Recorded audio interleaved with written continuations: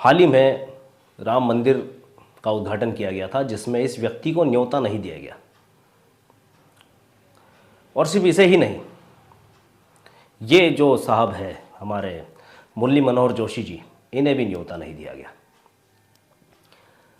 जब जनता में अटकलें चलने लगी कि न्योता क्यों नहीं दिया गया, तब कुछ इनके ही नेताओं ने यह स्पष्ट भी किया था कि उम्र के तकाजे के कारण इन्होंने स्वयं ही मना किया है और इनकी हालत भी, इनका स्वास्थ्य भी कुछ खराब था। लेकिन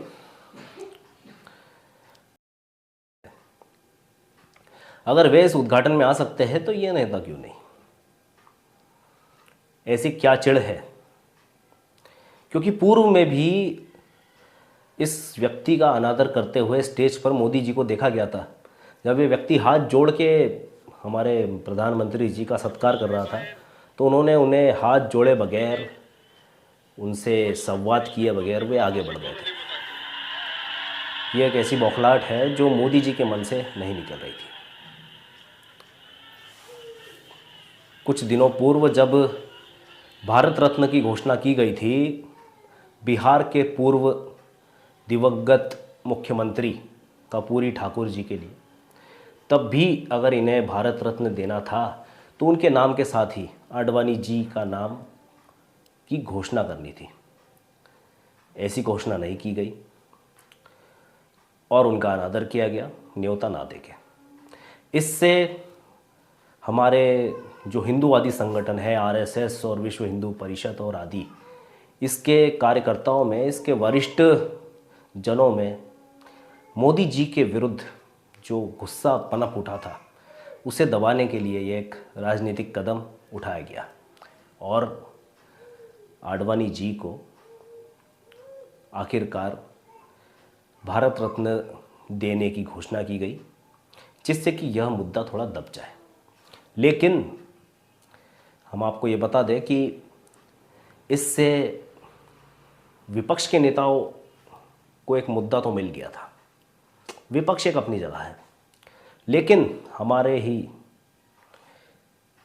देश के कुछ वरिष्ठ नेता जो अभी बड़े बड़े मंत्रालय लेके बैठे हुए हैं, उनके मन में 2024 के लोकसभा चुनाव में एक भ्रम जो है फैल गया है उनके मन में कि अब हमें टिकट मिलेगा या नहीं, क्या हमारे टिकट की भी कटौती की जाएगी।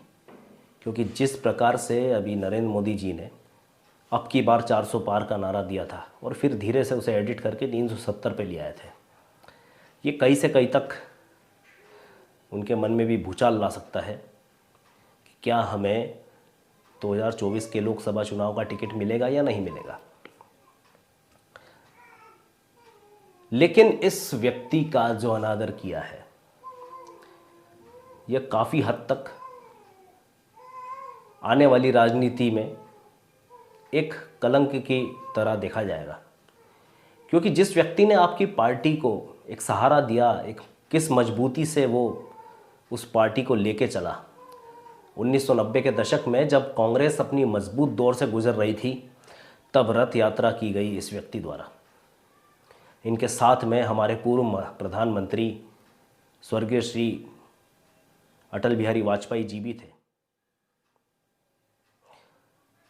लेकिन ये बौखलाहट नरेंद्र मोदी जी की इस कारण भी हो सकती है कि ये हम समझ नहीं पा रहे। गोधरा कांड जब हुआ था तब अटल बिहारी वाजपेयी जी अड़ गए थे कि मुझे मेरे इस पार्टी के मुख्यमंत्री का इस्तीफा चाहिए।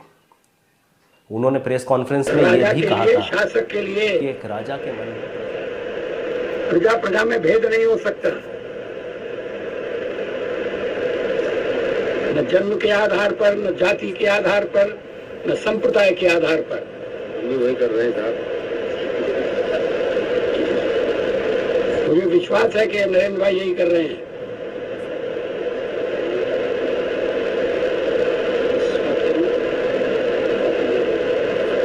बहुत बहुत धन्यवाद। और काउंटर कर रहे हैं उन्हें। इस मुद्दे पे आपकी क्या राय है? हमें कमेंट करिए, शेयर करिए, हमें सब्सक्राइब करिए और बने रहिए हमारे चैनल के साथ। नमस्कार।